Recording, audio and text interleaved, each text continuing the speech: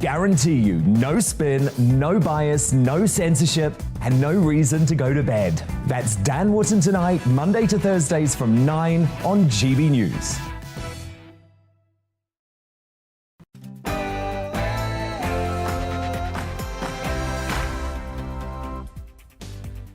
Hello and welcome to The Briefing. I'm Alastair Stewart, and here's what's coming up over the next hour. The details of the Chancellor's cost of living package are still sinking in.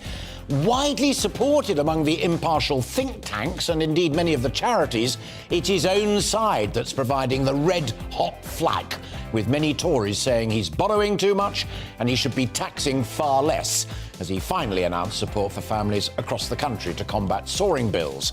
Is it too late? And are the measures enough? We'll be speaking to one of the critics, Tory MP Andrew Bridgen. Also, as Parliament begins its Jubilee break, it left behind the unfinished business of the controversial Troubles Bill. It's passed its first hurdle in Parliament without the backing of any Northern Ireland MPs, nor the support of the families who lost loved ones at the hands of either British soldiers or terrorists on both sides of the sectarian divide. I'll be speaking to Jim Shannon from the DUP on why he opposes the bill. Oh, and there's another split in the Tory party over the profit levy on the oil companies introduced by the Chancellor yesterday. Scottish Conservatives do not support the measure, saying it'll harm the industry and Tory support in Scotland. And finally, there are renewed calls for more gun control in the United States after the horrendous school shooting in Texas, which resulted in the deaths of 21 people. Joe Biden begs for action, but his opponents, the Republicans, say no. Can he really take them on? Give me your thoughts. Send in your views and opinions by emailing gbviews@gbnews.uk, or you can tweet me or GB News.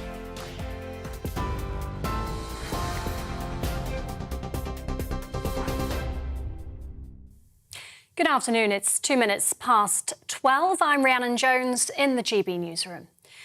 The Chancellor has refused to rule out a further emergency cost of living package next year. That's despite alarm among some Tories at the impact this one's having on public finances. Rishi Sunak denied using the £21 billion support package announced yesterday, as a distraction from lockdown parties at Number 10. He says the timing was purely down to greater certainty over autumn energy prices. It follows the publication of the Sue Gray report on Wednesday. Joe Gilbert, CEO of the energy advice service Cubes, told GB News the government's support package will help, but more still needs to be done.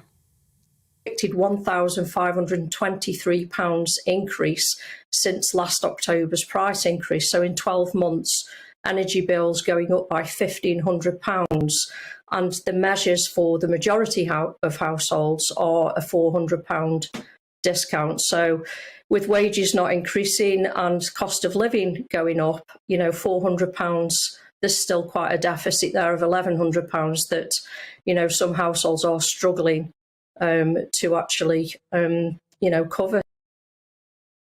Boris Johnson has warned that Russia's making progress in the east of Ukraine. The Prime Minister says Russia's chewing through the ground and has stressed it's vital to provide Kyiv with more military support. Ukraine's military says their troops are retreating from the east and that key routes are being shelled.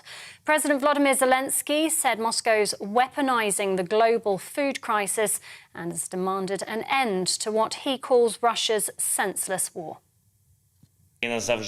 Ukraine will always be an independent state, and it can't be broken. The only question is what price our people will have to pay for their freedom, and Russia for this senseless war against us. And the second, the catastrophic unfolding events could still be stopped if the world treated the situation in Ukraine as its own. If the powers of this world did not play around with Russia, but really pressed to end the war. Back here, the healthcare regulator has ordered an NHS trust to make significant and immediate improvements to its maternity services. The Care Quality Commission has issued a safety warning after a number of baby deaths at the Nottingham University hospitals. It follows unannounced inspections at 2 Nottingham sites in March that found maternity services inadequate.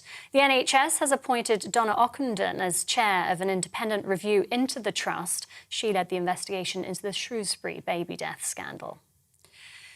America's biggest gun lobby, the National Rifle Association, will hold its annual convention in Texas today. Tens of thousands are expected to attend the event just days after 21 people were killed in a school shooting in the state. 19 students and 2 teachers died when a gunman opened fire at Robb Elementary School in the town of Uvalde. The manufacturers of the assault rifle used in the attack, Daniel Defense, said it wouldn't be attending the meeting as it wasn't appropriate to be promoting its products. 6 serving British soldiers and a veteran have been arrested on suspicion of drugs and money laundering offences. The Ministry of Defence confirmed the soldiers from the Irish Guards and former Coldstream Guardsmen were arrested this week. The Irish Guards have been the most operationally active unit in the British Army over recent years. Its 1st Battalion is set to take part in the annual Trooping the Colour ceremony on Thursday as part of the Jubilee celebrations. The cost of rapidly charging an electric car has risen sharply due to soaring energy prices. That's according to the RAC. The motoring organisation says it's become a fifth more expensive in 8 months. The average price of using a public rapid charger has increased by nearly 8 pence per kilowatt hour, from 36.7 pence to 44.6 pence.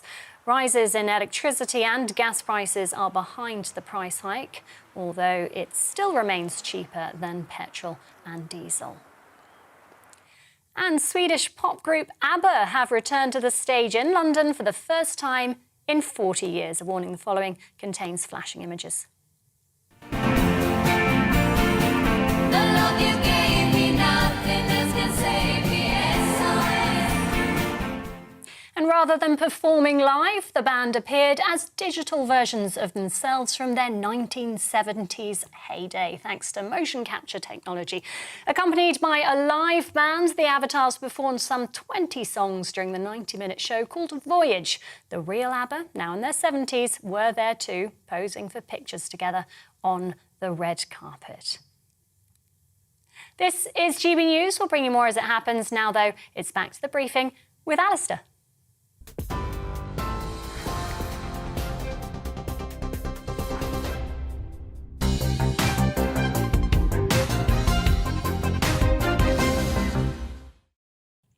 Rhiannon, thank you very much.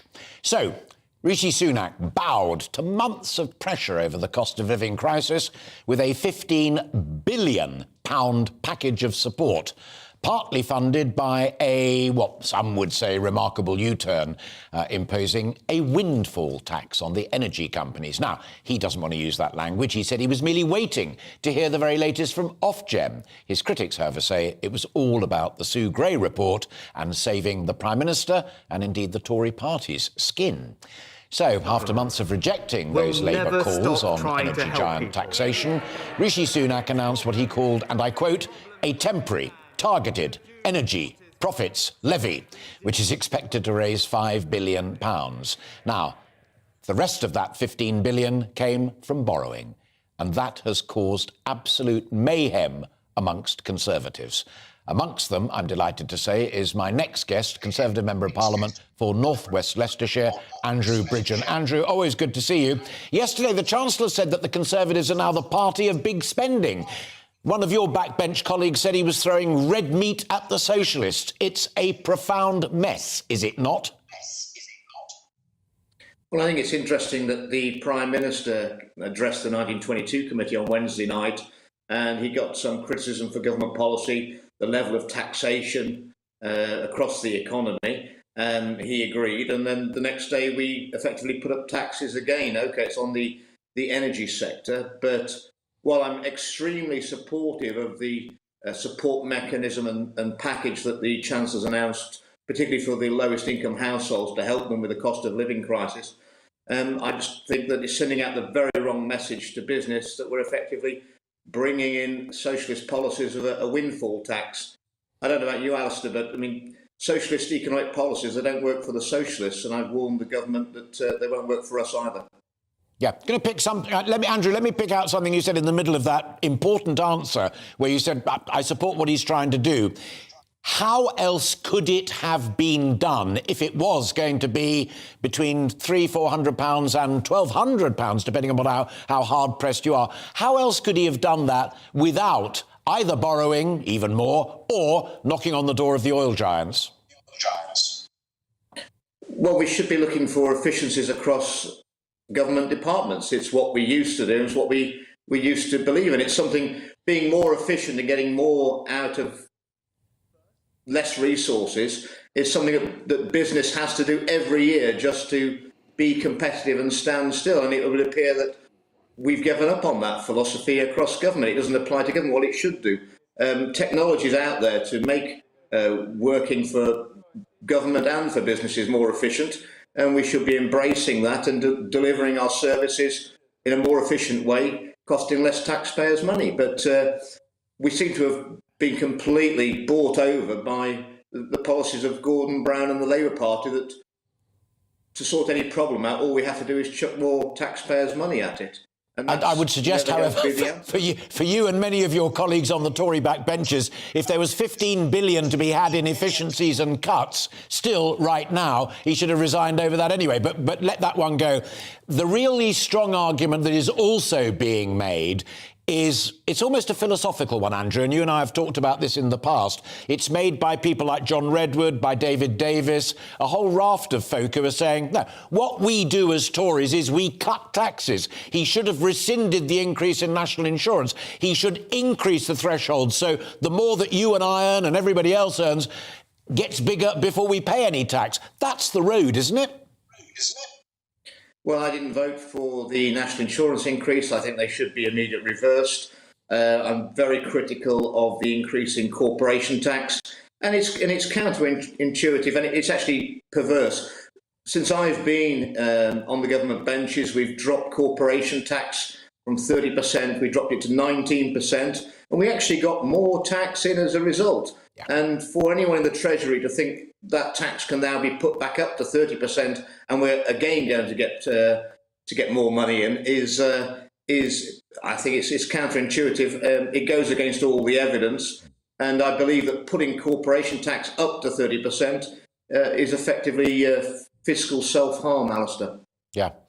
Is the real problem, Andrew, timing? And I don't mean timing in sense of those big bills coming in and there'll be even bigger come October, but that if you do cut taxes, which you and I both seem to be agreeing that's the wise thing to do economically and I would argue politically, but it does take a long time. You know, when you were referring in passing there to the bonanza and bonfire that Lawson engaged in, that was in the late 80s. It took quite a while before it really hit people's back pockets. They do need cash right now, and Sunak's clearly decided this is the only option.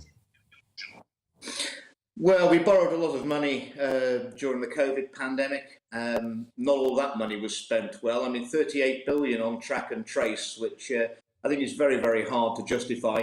If we overburden the economy and business, as I believe we are doing now with taxes, we're going to suffer lower economic growth, and that's going to reduce the tax take. I think given the amount of money we borrowed during COVID, I'm not sure all that was spent very well. I think supporting business so that we can have that extra economic growth and increase the tax take over future years would be a very sound investment at this stage of the economic cycle. Final point, Andrew, and it's back to the raw game of politics, and we're both very conscious, as are folk kind enough to be listening to our conversation on GB News TV or radio, and that is there are two by-elections around the corner. There's also a general election within perhaps 18 months or 2 years. The fact of the matter is that Labour, for the first time in quite a while, can genuinely look you in the eyes and say, the public trust us more on the economy, and you just go around nicking our ideas. Well, as I've already said, I don't know why. I mean, the energy price cap was a Labour proposal which the government adopted. That goes counterintuitive to the marketplace. So when energy prices rise to the top of the cap, there's no incentive for anyone to invest in those industries to create extra capacity supply and to allow the market to work and drop margins. And we've fallen for it hook, line and sinker. As I said, socialist policies don't work for socialist governments, and I've warned the government repeatedly they won't work for a Conservative government either, and we should reject them. Andrew, always a pleasure to talk to you. Thank you very much indeed. Have a great weekend. Andrew Bridgen there, and genuinely interested to know what you think about either what I said or much more importantly, what Andrew said. Give us your views, gbviews@gbnews.uk. Do you support the Sunak package? Do you think it will help you? Do you think it's the wrong way to go? Would you rather see taxes cut? How would you solve it if suddenly we moved you from wherever you live into number 11 Downing Street? Genuinely love to know, and you can also let us know via Twitter, either my own account or GB News. Now, Parliament began its Jubilee break yesterday, but it's left behind a really important bit of unfinished business, the controversial Troubles Bill, which has passed its second reading. That was back on Tuesday. The government says that bill delivers on a manifesto commitment, and Northern Ireland Secretary Brandon Lewis said that the chance of the Troubles prosecutions are vanishingly small. But the bill has been met with criticism from all parties pretty well in Parliament, and it's been criticised mainly by the Northern Ireland MPs because not one of them voted in favour of it. The Irish government have also said that they don't support it, nor do the victims' organisations. So that man that you're looking at, if you're watching on television and if you're on radio, let me tell you, was Brandon Lewis, Secretary for Northern Ireland, nevertheless says he's going to go forward with it and take them on. Well, joining me now is one of those he's going to have to take on, if that is his intention. It is Jim Shannon, who is the DUP, Democratic Unionist Party, Member of Parliament. Jim, great to see you, and thank you for finding time for us this Friday afternoon. Before we get into why you personally don't support the bill, can you outline what you understand it is seeking to achieve in 2022 and going forward? I think Brandon Lewis, the Secretary of State and government seem to be intent upon addressing the issues of those soldiers who are having investigations over and over again. I understand that. I support that. I'm very much opposed to that happening because the evidential base going back maybe 30, 50 years is not always there.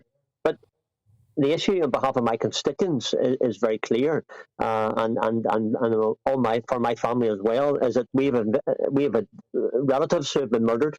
I've had a cousin who was murdered, Kenneth Smith, and his good friend Daniel McCormick, 10th of December 1971. Nobody ever made accountable IRA for the murders of those two soldiers, soldier and ex-soldier.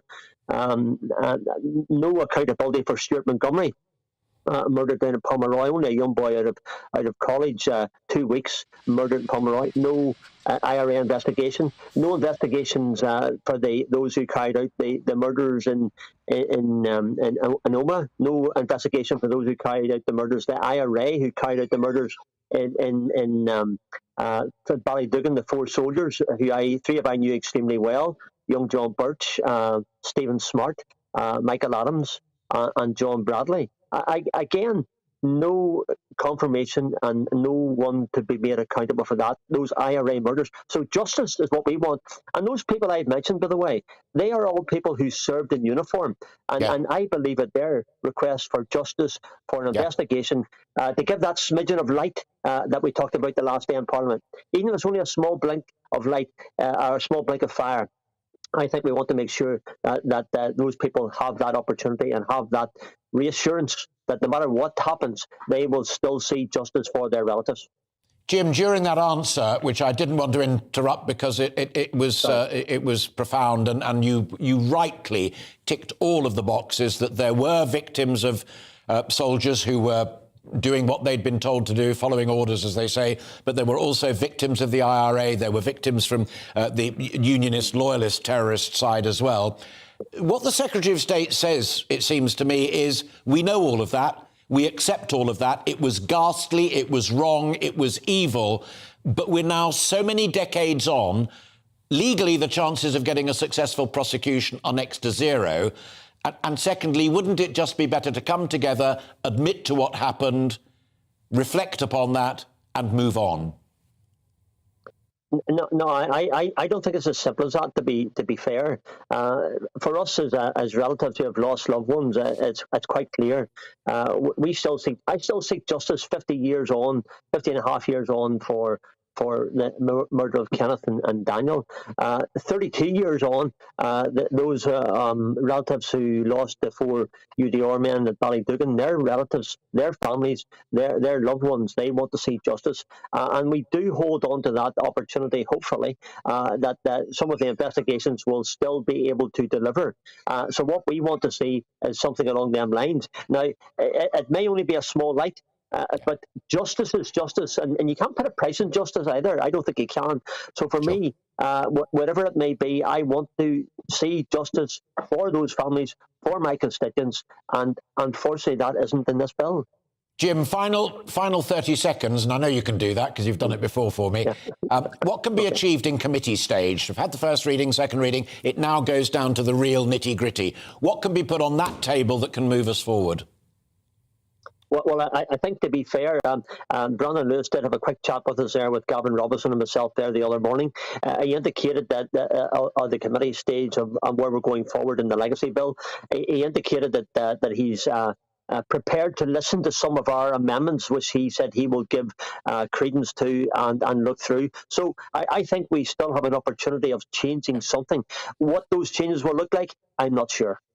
Well, we'll watch that with great interest. Jim, good of you to join us this afternoon.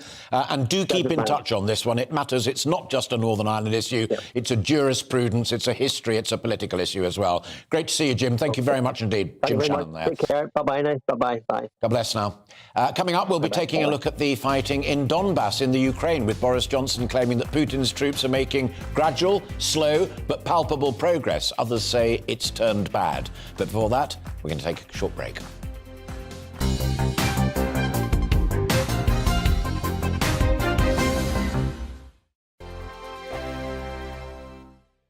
We are GB News. We're right across this great nation. On TV, on radio, on digital. Absolutely everywhere. We don't talk down to you. We embrace all voices. With honest and civilised conversation. We're not part of the establishment. We're one of you. And we're only getting started. Join us on GB News, The People's Channel. Britain's news channel. Every morning from 6 o'clock, we'll wake you up with GB News Breakfast with all the stories you didn't know from the night before. So whether it's serious news, entertainment, or your own views from all over our great nation, we're here to kick off your day with a smile. And the national media should be reflecting and reporting what's happening here. You will notice the northwestern accents. Whether you're with us on TV, radio, or online, every morning, it's breakfast from 6 a.m. Hope you can join us. Join us for Ministry of Offence, the comedy panel show that's just like the news, in that the left fights the right and it doesn't really seem to matter who wins. We cover the big stories. It was in fact a troop of baboons and not angry vegans. I like that. And the really important stories. Fat naked cow gets stuck in swimming pool. It's a headline in a lot of local newspapers. Yeah. We're on the same team, Nick. Yeah, but I'm just helping you. Join us for Ministry of Offence, Saturday nights, 8 o'clock on GB News. I'm Dan Wootton. Join me Monday to Thursday from 9 to 11 for the feistiest and most fun news debate on TV, where free speech reigns. I'll bring you a sharp take on the day's biggest stories, bombshell newsmaker interviews, and A-list guests. And I guarantee you, no spin, no bias, no censorship, and no reason to go to bed. That's Dan Wootton Tonight, Monday to Thursdays from 9 on GB News.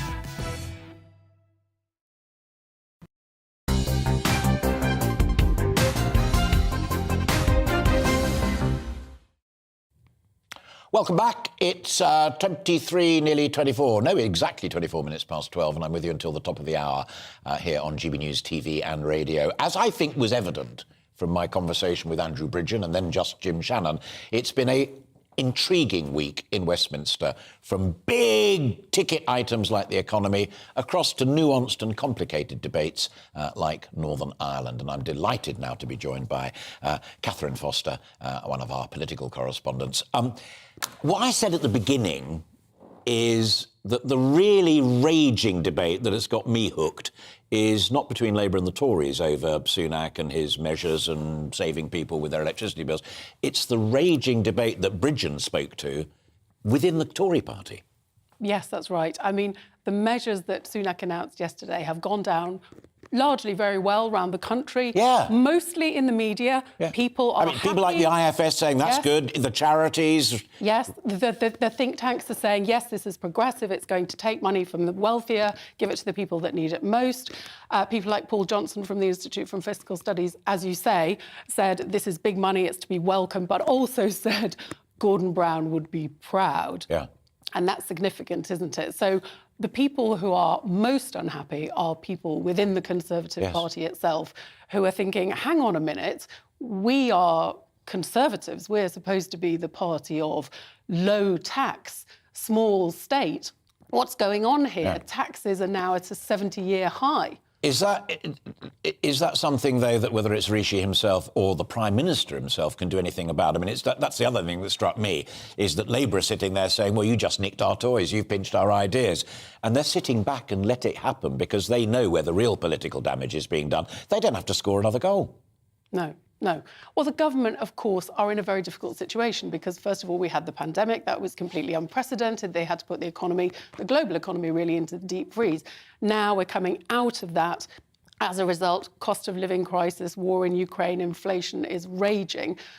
It is incredibly difficult because people are feeling this in a very real way. These are not small price increases of 5-10%. These are people's energy bills doubling. So Rishi Sunak, Boris Johnson obviously saying, we have to act. We can't just sit there. That is not an option. Rishi Sunak is still saying, I am a fiscal conservative. I want to cut taxes, cut the size of the state. But at the moment, that isn't happening at all. And in fact, Rishi Sunak came round to the idea of a windfall tax. I know he's not using that term a few weeks ago, but there's been a battle raging between the Treasury and Number 10, not Boris Johnson himself, but his advisors. Absolutely. And people that feel this is... And the ones who are reading those political nuances much more than the economic ones. Because it did strike me, and call me naive, but I've been around for half a century and I sometimes can spot something that I do genuinely think is honest. And that was Sunak saying... What really triggered the timing of it was not the Sue Gray report and partygate. It was when the Ofgem guy said that cap, come October, is going to mean that getting on for a third, nearly a half of households in this country are going to be in fuel poverty. Now, at that point, any Chancellor of the Exchequer didn't say, right, OK, clear the decks, we've got to do it right now, would be bonkers and would deserve to be sacked. Do you believe that was the case, the Ofgem click? I think that certainly did really hit home because people are going to go hungry. People are going to be making these choices. There's old people in the media saying, you know, we don't think we can get through the winter. What sort of look is it going to be if they say, well, sorry, you're on your own, we can't intervene because we're Conservative? So it is incredibly difficult for them, but it means that there are quite a lot of unhappy Conservatives. Now, there's people like Robert Halfon and people who are not ideologically wedded. Blue-collar Tory, working-class Tory. And they're saying, OK, well, you know, I'm not really interested in the ideology. I'm interested in my constituents being able to pay their bills and get through the winter. Then there's other people like Richard Drax yesterday saying this is throwing red meat to socialists. But there was a lovely quote from somebody in The Sun, not named this morning, talking about the Conservatives that think this is absolutely the wrong strategy. He said, these are ideological nut jobs and they need to spend less time at the Adam Smith Institute, the free market think tank. Well. And they need to spend more time in their local Lidl. Oh, that is fascinating. The final point is this. Do you sense as well, because I know you talk to these people the whole time, that there is a bit of disquiet like Andrew Bridgen on the back benches? I mean, you've got the big beasts like David Davis saying his bit, and John Redwood's been saying it for a long time, cut taxes, don't increase them, and the rest of it. But if the Prime Minister risks losing the numbers on the back benches, they're the ones who can write the letter to the chairman of the 1922 committee and say, do you know what, enough's enough. Well, they can write the letter. And of course, nobody except for Graham Brady knows how many letters have gone in. They're going into recess now. But as of Christmas, you don't have to physically submit a letter. You can send your letter by email. So although Partygate, the report passed, there hasn't been an avalanche of... There's been 5 people who come out and said he needs to go. But of course, there's 2 by-elections coming up, 23rd of June, very different constituencies. The Conservatives are potentially in trouble in both of those. If they lose both of those, that sends a worrying message to those red wall Tories now about clinging on, and also to people in the south that might be worried about their seats to the Lib Dems. It's an intriguing period of time. Catherine, great to talk to you, as always. Thank you very much indeed for coming in and bringing us up to date on the detail and the mood as well. That's this week's Political Roundup with GB News political reporter Catherine Forster. Now let's bring you up to date with all of the news. No, am I wrong on that? Let me tell you, I know what I forgot to say, which does matter, is that coming up after the news, we'll be discussing a little bit more about those tensions over the windfall tax and whether the Prime Minister could actually shock everybody and win another general election. Not with a political expert like Catherine, excellent though she is, but also with somebody who is objective and crunches the numbers. So I hope you'll find that interesting too. Don't forget to send in your views. Let us know what you're thinking. gbviews@gbnews. Now, it is time for the news.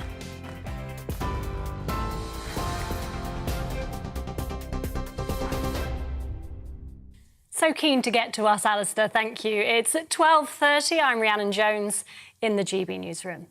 The Chancellor's refused to rule out a further emergency cost of living package next year. That's despite concerns from some Tory MPs about the latest measures. Rishi Sunak, meanwhile, is denying using the £21 billion support package announced yesterday as a distraction from lockdown parties at Number 10. He says the timing was purely down to greater certainty over autumn energy prices. It follows the publication of Sue Gray's Partygate report on Wednesday. Boris Johnson's warned that Russia's making progress in the east of Ukraine. The Prime Minister says Moscow is chewing through the ground and has stressed it's vital to provide Kiev with more military support. It comes as Ukraine's military says their troops are retreating from the east and that key routes are being shelled. President Volodymyr Zelensky says the Kremlin is weaponizing the global food crisis and demanded an end to what he's called Russia's senseless war. Ukraine will always be an independent state, and it can't be broken. The only question is what price our people will have to pay for their freedom, and Russia for this senseless war against us. And the second, the catastrophic unfolding events could still be stopped if the world treated the situation in Ukraine as its own. If the powers of this world did not play around with Russia, but really pressed to end the war. America's biggest gun lobby, the National Rifle Association, will hold its annual convention in Texas today. Tens of thousands are expected to attend the event just days after 21 people were killed in a school shooting in the state. 19 students and 2 teachers died when a gunman opened fire at Robb Elementary School in the town of Uvalde. A remote Scottish island's looking for a head teacher of its school of just 4 pupils. Fowler, which is one of the most isolated places in Britain, has a population of just 28 and 1 classroom. And after the last head teacher retired, well, they're on the lookout for a new one. The job offers £61,000 a year plus relocation expenses. Could be tempted. TV online and DAB Plus radio. This is GB News. It's back to the briefing with Alastair in just a moment. Don't go anywhere.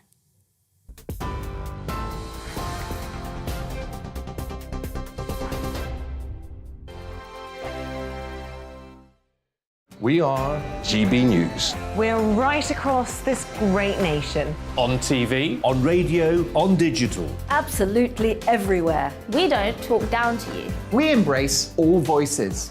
With honest and civilised conversation. We're not part of the establishment. We're one of you. And we're only getting started.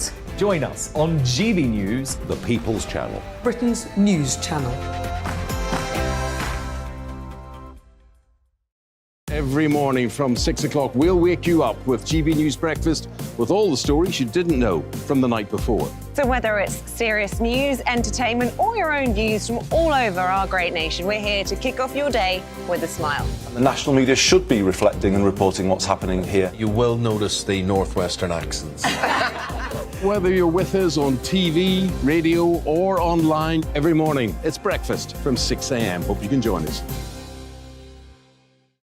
Join us for Ministry of Offence, the comedy panel show that's just like the news, in that the left fights the right and it doesn't really seem to matter who wins. We cover the big stories. It was in fact a troop of baboons and not angry vegans. I like that. And the really important stories. Fat naked cow gets stuck in swimming pool. It's a headline in a lot of local newspapers. Yeah. We're on the same team, Nick. Yeah, but I'm just helping you. Join us for Ministry of Offence, Saturday nights, 8 o'clock on GB News. I'm Dan Wootton. Join me Monday to Thursday from 9 to 11 for the feistiest and most fun news debate on TV, where free speech reigns. I'll bring you a sharp take on the day's biggest stories, bombshell newsmaker interviews, and A-list guests. And I guarantee you, no spin, no bias, no censorship, and no reason to go to bed. That's Dan Wootton tonight, Monday to Thursdays from 9 on GB News.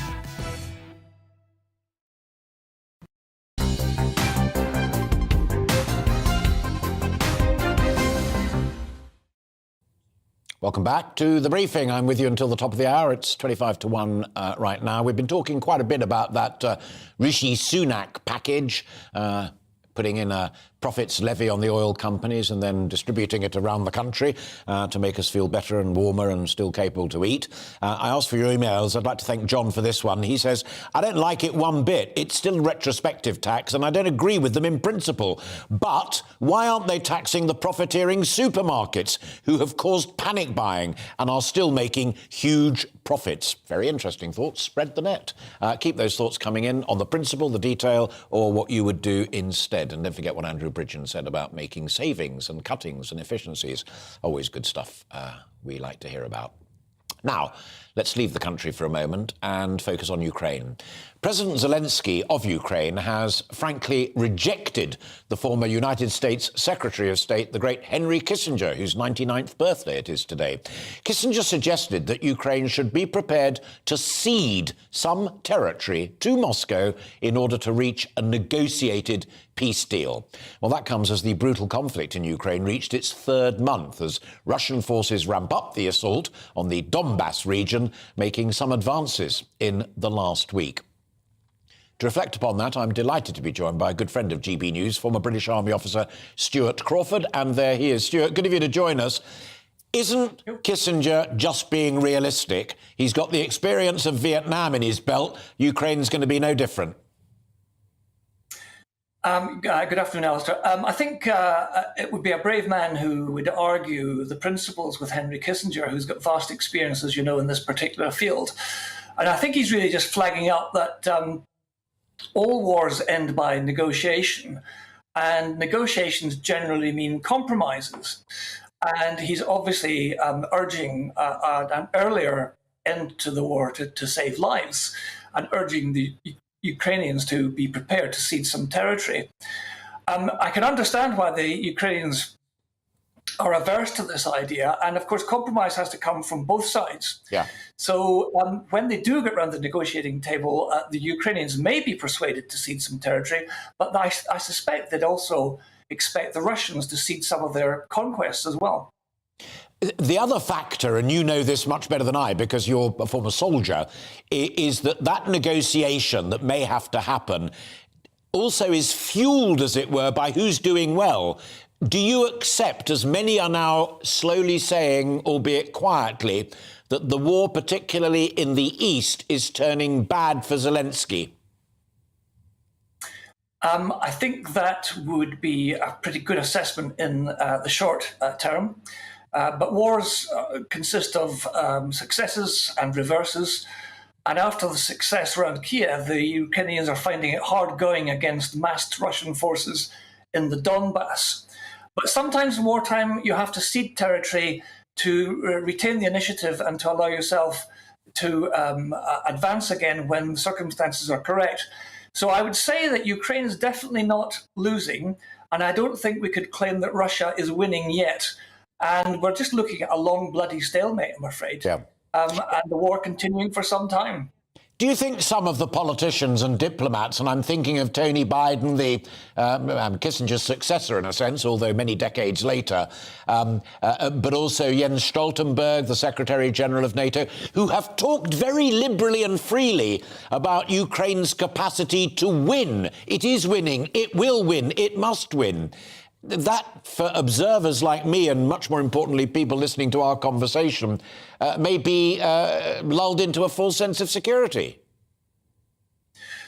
Yes, I understand that. I mean, I think Ukraine will win because Ukraine, it's highly unlikely that Ukraine is going to disappear as an independent country in Eastern Europe.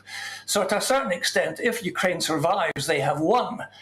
I think the important question is to what extent does Ukraine survive, and whether it will be able to recapture or regain some of the territories that have been lost before February the 24th, or even going back to 2014 when Crimea was annexed by the Russians. I mean, it's an interesting question. In negotiations, would Russia be prepared to give Crimea back to Ukraine in return for Ukraine giving them the Donbass area? It hasn't got to that yet, but I think it's an interesting question. I think it's an absolutely fascinating one, and I'm going to end on my final question, to which I hope is also fascinating, because the other thing that strikes me is that the profound truth is that Russia has not and will not win outright in terms of what it dreamt of 3 months ago. What used to be a superpower when you and I were growing up with over 150,000 troops and all the rest of it could not sweep in, take over this country and put the old hammer and sickle in there. The fact that Russia hasn't been able to do that has a profound significance for the future of the world. I think you're absolutely right, Alastair. Is Russia still a military superpower? It's a very good question. On the evidence from Ukraine so far, I think the answer is maybe not. I'll bank that. Stuart Crawford, always a pleasure to talk to you. Thank you very much indeed for joining us this Friday afternoon. Have a great weekend. Thank you. So again, food for thought there about the situation in Ukraine and also how diplomats perhaps should think a little more before they speak sometimes.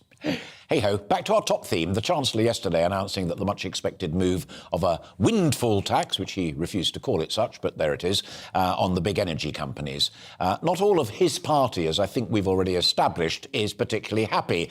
If you're listening to us on radio, let me explain that those watching on television are now looking at the leader of the Scottish Conservative Party, who is certainly very unhappy. He says the idea of a windfall tax comes as the energy sector is seeking to sneak out of the North Sea the last remaining bits. The flip-flop again is not helping, and he's called upon the Prime Minister to resign over the partygate saga. You may remember that that's not the first time for Mr Ross to make that call. Well, joining me now in the studio is the political editor of the Express Online, David Maddox.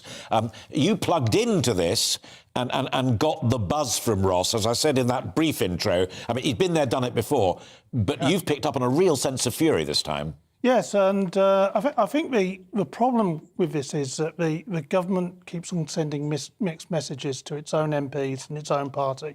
So, just a few weeks ago, the Scottish Conservatives in particular were being encouraged to go out and rubbish this windfall tax and to say it was a wrong thing, align themselves closely with the energy companies up in the North Sea. And then suddenly they have a rug pulled from underneath them again. And they're made to look like idiots.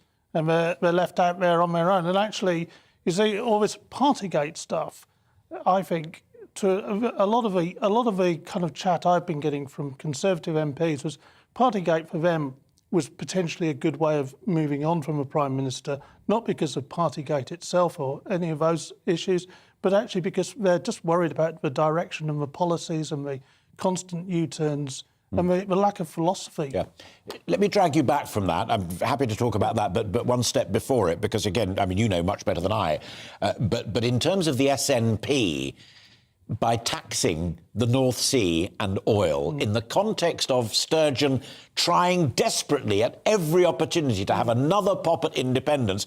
The mantra since the 1970s has been, it's Scottish oil, it's our oil, it's what will help us stand alone as a nation. And there's the Westminster government, led by the Tory party, squeezing it. Absolutely, and one of my previous jobs was, of course, I'm a Scotsman, and we used to... It used to be almost a daily briefing we got from the SNP on that issue. But actually, what's really frustrating for the Scottish Conservatives is that the SNP, for the first time in a long time, had left them with an open goal on this. They'd done this deal with the Greens in Scotland and had turned on the oil and gas sector. And at last, the Scottish Conservatives could kind of make ground there, in the strongholds in the northeast. And then suddenly, Rishi and Boris, as I say, pull the rug from underneath them, make them look like fools, and the Tories are the enemies again. Yeah, it is. I genuinely find it quite extraordinary. Ross isn't stupid. I mean, the Prime Minister and the Chancellor of the Exchequer do face some critics within their own party who perhaps are not the sharpest. I'll get in trouble from them. They have to guess whether I'm talking about them or not. But anyway, you and I both know, having worked in the trade for as long as we have, that is the case. Ross is a clever cookie. He reads the political runes well. In your view, has he got an answer? If he could pick up the phone, either to the Prime Minister or the Chancellor of the Exchequer and say, look, here's what I think on behalf of Scottish Tories you should be doing. Because I can remember the days when the Tories had a dozen seats in Scotland. Yes, although that feels like a long time ago. Yeah. I think he would... I'm not sure he has got an answer, and that was the problem Rishi had yesterday, was he had to find an answer to a crisis that's much greater than this, in the cost of living, energy costs. I mean, I heard you talking earlier, people are literally going to go hungry. Yeah. But again, this is a problem of them not doing the basics right. A lot of Conservatives are saying we've got this 80-seat majority. We should have, when we came out of a pandemic, we should have reimagined our policy, rethought it. A lot of them want to go for a low-tax economy which would benefit everybody, instead of, the sticking... And for which I sense out there is a huge appetite. Absolutely. I mean, the anger is over national insurance more than anything else. Totally. David, great to see you. Thanks very much for coming in. David Maddox there from Express Online and discussing those goings-on in Scotland as well. Again, keep your thoughts coming in. I've got quite a few, and we're trying to protect a couple of minutes at the end of the programme to share them back with you. The Prime Minister continues to face scrutiny, as David was just saying, over the Sue Gray report. And the Prime Minister has said that he is humbled by her findings, but he didn't lie to MPs and is not going to quit. A growing number of Conservative MPs have called for him to resign, as Catherine Forster was saying in our conversation a little bit earlier on, but nowhere near enough the numbers to topple him at the moment. So our big question as we come into the last quarter of an hour of our programme is whether or not he can actually hold on, whether yesterday's announcement from the Chancellor of the Exchequer has taken the heat off the Prime Minister and indeed his party, and can he still win the next election, which I know many of you from my own Twitter feed still firmly believe is the case. Joining me to discuss that from an objective point of view with all the numbers at his fingertips, I'm delighted to say, is Chris Curtis. Chris is the head of political polling at Opinium, not Opinion, Opinium, and it's one of the top polling organisations with whom we often discuss these matters. First and foremost, Sue Gray, I really don't want to bang on about it because it bores people rigid out there, but has what happened yesterday at the dispatch box moved the dial on from there, in your view, Chris? I think the public were ready to move on anyway. That doesn't mean that the Sue Gray report and the party accusations haven't done damage to the Conservatives. My God, they have. When you look at the polling, the Conservatives have fallen behind in the polls. Boris Johnson's approval rating has been damaged. People no longer trust him anywhere near as much as they did. But having said all that, the damage is done, and it's certainly true that when you speak to the public, they do want the country to be focusing on much more important issues, most importantly, the cost of living crisis, rather than just talking about Partygate and Sue Gray's report. Yeah. Final one on that opener, and again, I don't want to dwell on it too much, but it has to be asked because one of your competitors, YouGov, who I also follow, found that within 24 hours of Gray publishing her report, that almost 2/3 of the British public didn't feel that they could trust this Prime Minister. They thought he was a liar. Yeah, and that just. Oh, we lost Chris for a moment. Can we hang on? Somebody may have. There we are. Yeah, there you are again. Sorry, I was just saying 2/3 think he can't be trusted, that he's actually a liar. Yeah, I think that illustrates the damage that has been done by the Conservative to the Conservative Party brand off the back of that Sue Gray report. And look, the cost of living crisis is going to dominate the next 12 months. The Conservatives are going to have to use this issue to turn the boat around because it's not looking good at the moment. But there's lots of ways that they can try and turn this around, regain faith in the party, regain faith in the Prime Minister. One of the key ways of doing it and pulling together what my colleague Catherine Forster was telling me, she's picking up on the backbenches, what David Davis, John Redwood and others, and Andrew Bridgen at the top of this programme are saying, that they could do. They could either do it come November and the budget, or they could make a big statement, a Sunak statement, a Johnson statement saying, we will cut taxes, not the penny just before the general election, but a big commitment right here, right now, to cut taxes, rescind national insurance, get those thresholds back up again before you start paying any tax. That would be transformational. Yeah, I mean, look, people don't think there's enough money in their pockets right now, and they're really struggling. And it's not just those, to be honest, who have, at the very bottom, who are struggling. It's the vast majority of the population. And that's a big problem for the Conservatives because, a big part of their voter coalition are being really hit economically by this, the cost of living squeeze, and they're going to need to put some more money back into their pockets. For example, with the announcements from yesterday, if they want to keep those voters on board, because at the moment, those voters aren't particularly happy with the party. And it's why I think that set of announcements yesterday, I mean, we'll have discussion about whether they need to do more, whether tax cuts should be part of that. But I think it's why that set of announcements yesterday was so important, because ultimately, when it comes to the next election, it is going to be this question, I think, that determines whether the Conservative Party can hold on to enough voters in order to gain a majority again. Chris, it's always a pleasure to talk to you. Thank you very much indeed for, as I said, that objective information. Good to talk to you. Chris Curtis there from Opinion. Robert says, every time I hear so-called experts saying the government need to do more on the cost of living, I think, why don't they just say that you mean the government should pay everything? They can't, and that's not right anyway. And Max says the tax should have fallen on the eye-watering profits of Big Pharma. They did very well out of the COVID crisis. Why don't they have to chip in as well? Mixed signals there. So there's some appetite for windfall taxes, but not necessarily the right target. Now, we're going to change the tone and the theme entirely for the last 5 minutes of the programme, and it is the horrific Texas school shootings that we turn to. 21 people left dead, including 19 children and 2 of their teachers, one of whom's husband died from a heart attack in the last 24 hours as well. It is the country's deadliest school shooting in nearly a decade. Joe Biden's called for tougher gun controls yet again and asked why the United States is, and I quote, willing to live with this carnage. Joining me now is Greg Swenson from Republicans Overseas. Greg, another mass shooting in America. 1,700 people have died this year. Why is the Republican Party so opposed to backing a Democrat president and, for God's sake, doing something about it? Yeah, that was President Biden's line. I think he's used it several times. In a sense, he's... Why is he wrong? Well, I mean, first of all, he's kind of weaponized this crisis. And, he's making the same calls that he's been making for 40 or 50 years in the Senate and as vice president without any success. And it's not that Republicans wouldn't support certain gun legislation. There's plenty of gun laws on the books. But prior to 1970, there were very few. In fact, there really wasn't any major restrictions.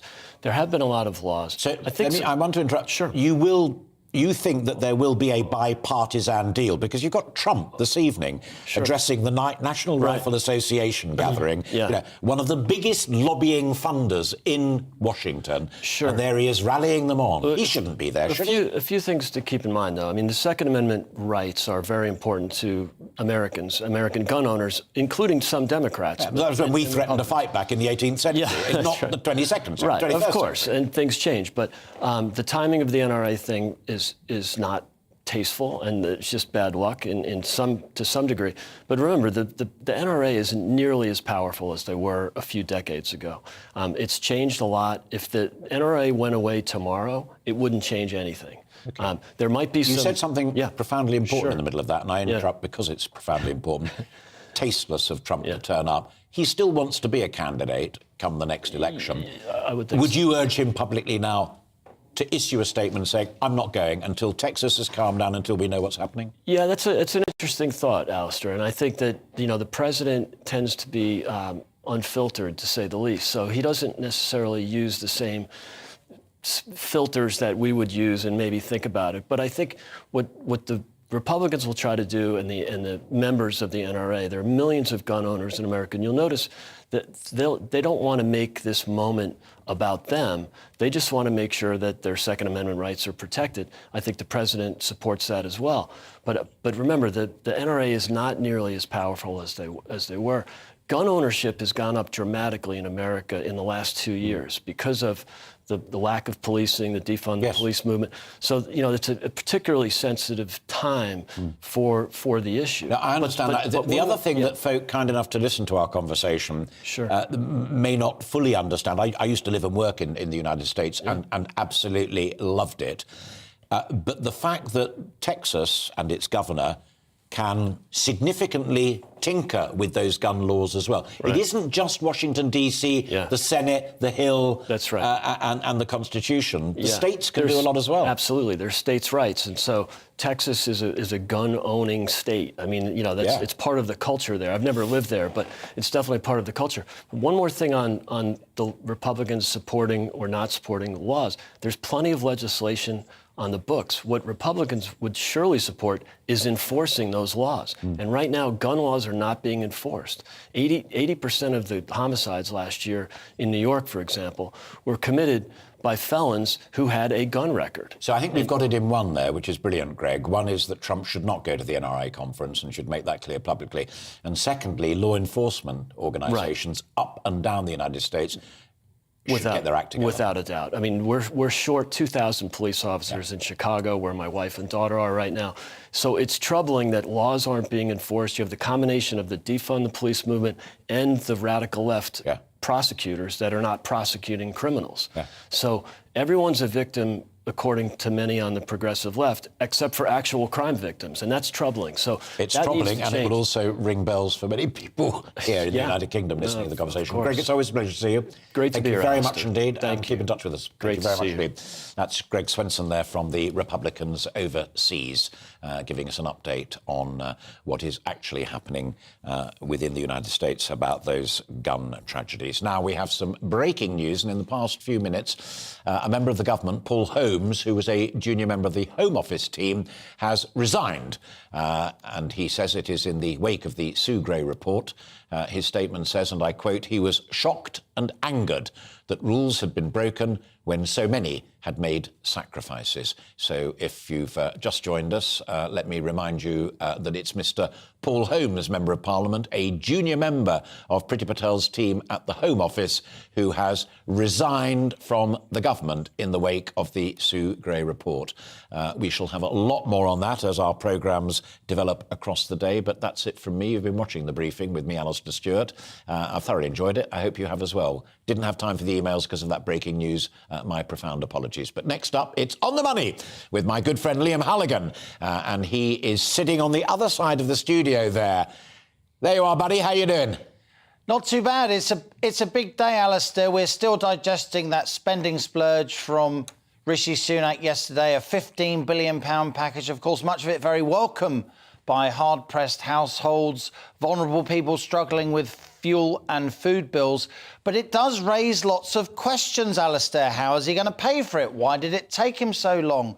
Will it make him more or less likely to become Conservative leader? And the big question that I'm posing on the money, will it actually lead to more inflation, worsening the very cost of living crisis that Rishi Sunak is trying to solve? As ever on the money, a detailed discussion with people who really know their stuff. Plus, we'll have a quick look at the UK manufacturing sector with the two people behind the UK manufacturing outlook. Manufacturing, Alastair, it still employs 3 million people. It's still a fifth of our economy. That's on the money. Liam Halligan on the money. Thank you, buddy. And I will see you later on. You don't want to miss that up in literally 1 minute's time. Stewart emails to say if I was Chancellor, I'd increase the tax thresholds. I only read that one out because I totally agree with you. That's me done. He's up next. But from all of us here for the time being, bye-bye. Here's your weather.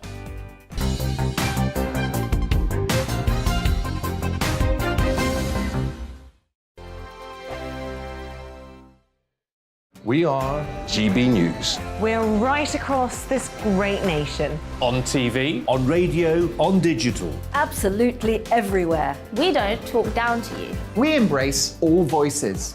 With honest and civilised conversation. We're not part of the establishment. We're one of you. And we're only getting started. Join us on GB News, The People's Channel. Britain's news channel. Every morning from 6 o'clock, we'll wake you up with GB News Breakfast with all the stories you didn't know from the night before. So whether it's serious news, entertainment, or your own views from all over our great nation, we're here to kick off your day with a smile. The national media should be reflecting and reporting what's happening here. You will notice the northwestern accents. Whether you're with us on TV, radio,